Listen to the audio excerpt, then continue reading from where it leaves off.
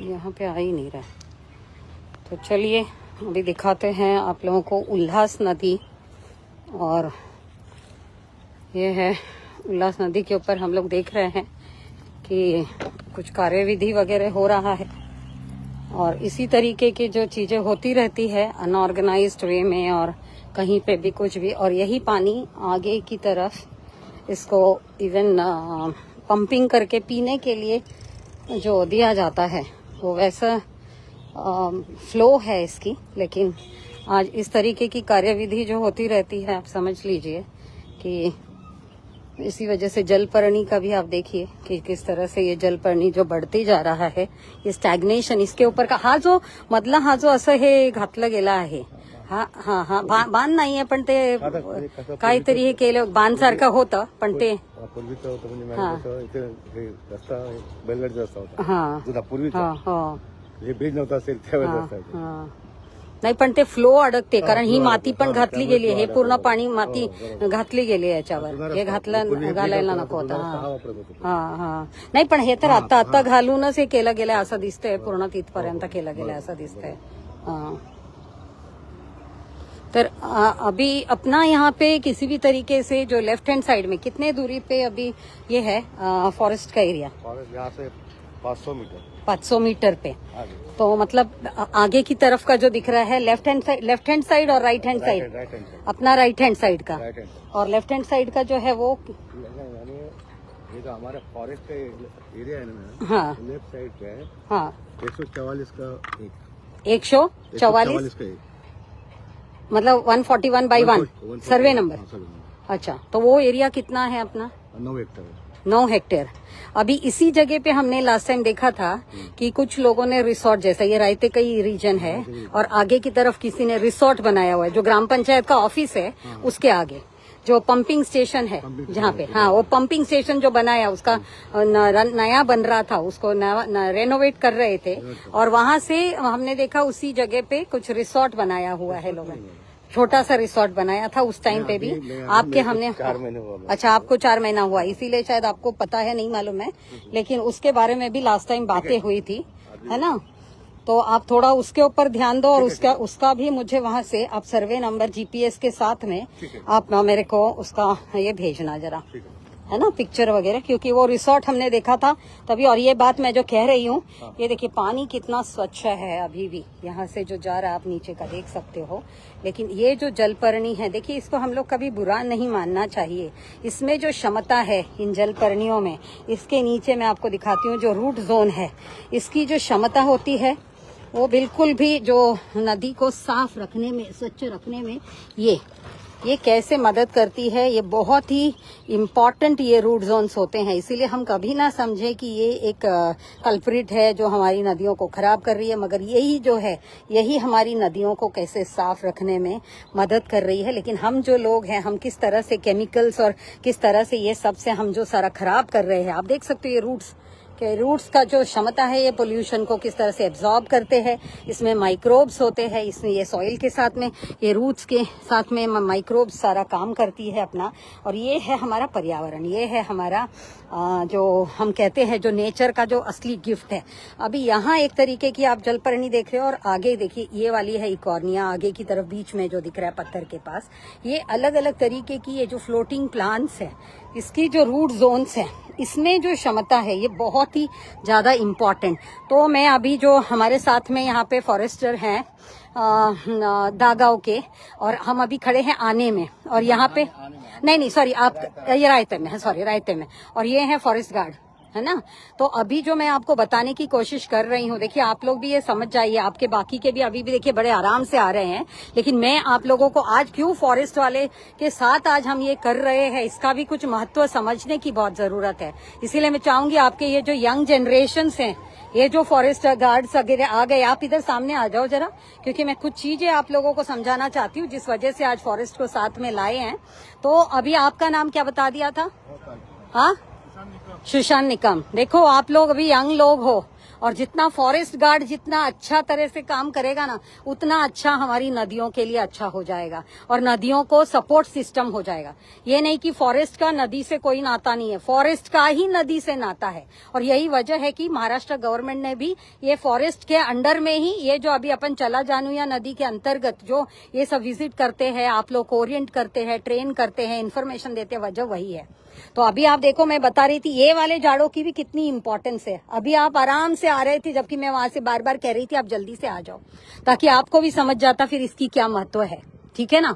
तो हमारा है कि हम जो अभी अपना यहाँ पे लेफ्ट से ही 500 मीटर से ही हमारा फॉरेस्ट का सब शुरू हो जाता है। ठीक है ना, अपना लैंड जो है, तो हमारा लैंड अभी जो है वो प्रोटेक्टेड फॉरेस्ट है, रिजर्व फॉरेस्ट का लैंड है, रिजर्व फॉरेस्ट है। या अपने रायते में प्रोटेक्टेड फॉरेस्ट है, कितना है, 4 हेक्टेयर है। लेकिन अभी जो इससे लग के वो रिजर्व फॉरेस्ट है या प्रोटेक्टेड है, प्रोटेक्टेड भी है।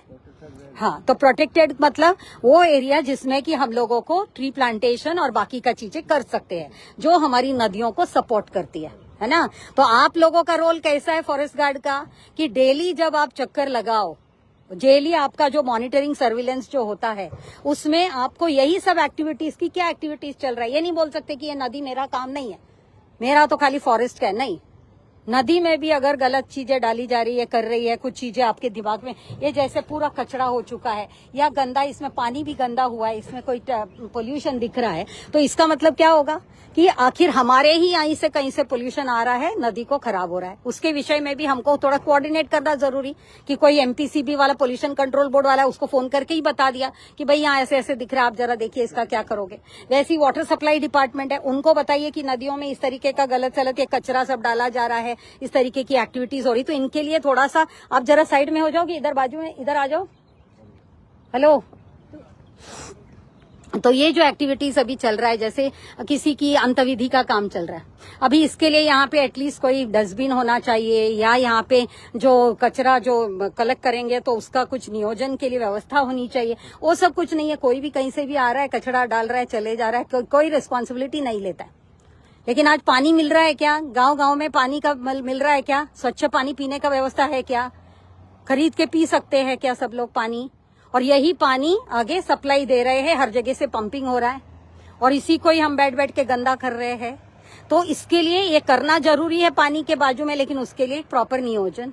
और इसी वजह से पहले ये जो जलपर्णी नहीं होती थी, अब ये जलपर्णी बढ़ने लग गई है।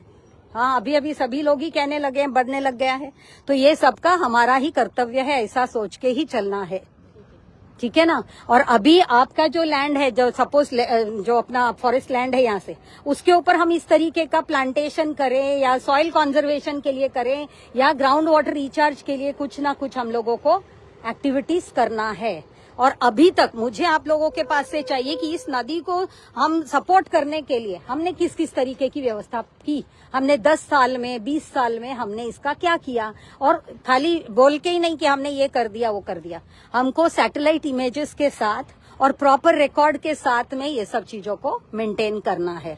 तो इस तरीके से ही हम लोग ये नदियों को बचा पाएंगे। और फॉरेस्ट का तो सबसे बड़ा रोल है, क्योंकि फॉरेस्ट में से ही जब ये नदियां आ रही हैं तो स्वच्छ निकल के आती है, लेकिन जब फॉरेस्ट छोड़ती है उसके बाद में ये गंदगी होना शुरू हो जाता है। तो इसीलिए हम लोगों का कर्तव्य है कि फॉरेस्ट से हम कैसा सपोर्ट दें, क्योंकि ये जब जितना फ्लो रहेगा, इसका एनवायरमेंटल इकोलॉजिकल फ्लो जितना नदी का रहेगा, तो ही नदी स्वच्छ रह पाएगी। और वो नदी कैसे स्वच्छ रहेगी, जब ग्राउंड वाटर से उसको सपोर्ट मिलेगा, सब सरफेस सपोर्ट मिलेगा, नहीं कि ये खाली सरफेस, ये तो जो बारिश का पानी है वो वाला पानी है। तो हम ग्राउंड से भी कितना रिचार्ज कर सकते हैं, हम सब सरफेस अपना जो प्लांटेशन वगैरह करके भी हम कैसा कर सकते हैं, वन तालाब करके हम क्या कर सकते हैं, हम कॉन्टूर करके हम कैसे, ट्रेंचेस करके हम क्या कर सकते हैं, गेबियन स्टोरेज टैंक्स करके हम क्या कर सकते हैं। जितना ज्यादा से ज्यादा वाटर कंजर्वेशन और ट्री प्लांटेशन। अभी मुझे एक और बताइए कि अभी चलते चलते वो बात कर सकते हैं हम लोग। ये तो मुझे नदी दिखाना था सभी को, और जो उल्लास नदी जो है आज भी यहाँ पे, अगर हम लोग इसको, फिर भी ये गांव एरिया है करके स्वच्छ पानी देख रहे हैं आगे की तरफ जैसे जैसे जाते हैं। और वैसे बीच से तो बहुत ही गंदी है, क्योंकि आगे MIDC का जो फ्लो आता है, गंदा केमिकल्स आता है, जिस वजह से पानी पूरी तरह से प्रदूषित होती जा रही है। एक और चीज आप लोग को बता दूं कि जब हम लोग इसको ट्रीटमेंट भी कर रहे हैं ना, ये पानी को ट्रीट कैसे करते हैं पता है? कुछ नहीं करते, खाली सैंड फिल्टर करते हैं और प्लस हम उसमें खाली क्लोरीन डालते हैं। अब ये दोनों चीजों से ये जो प्रदूषण है या ये जो गंदगी जिस तरह से हो रहा है, जिस तरह से यहाँ पर ये जो देखो सड़ गया है कि नहीं पानी, यहाँ पे स्टैग होने की वजह से सड़ गया है जैसा पानी है पूरा, ये सब आप बताओ जरा, ये क्लोरीन और इससे नहीं साफ होता है, ठीक है ना। इस वजह से हम में से हरेक का एक रिस्पॉन्सिबिलिटी है कि इसको हम लोग कैसे स्वच्छ रखें। इवन जो ऐसे कार्यविधि के लिए भी आते हैं वो अपने साथ में प्लास्टिक या जो, जब तक की कुछ चीजें नहीं है, तो हम लोग जब यहाँ पे राउंड पे हैं, हम अपने तरफ से कोशिश करें, उनको समझाएं, बताएं। हाँ, सरपंच को बताओ, हाँ पुलिस पाटिल को बताओ, वो लोग यहाँ पे प्रयोजन रखे ना ये सब चीजों का, है ना। तो फॉरेस्ट वालों ने इसका भी ध्यान रखना चाहिए। हम सब ने मिलके ये कोऑर्डिनेटेड एफर्ट्स कहते हैं, तब जाके ये सब चीजें सही हो पाएगा। वरना ये जो पानी आज हम लोग को मिल रहा है ना, वो पूरा प्रदूषित है।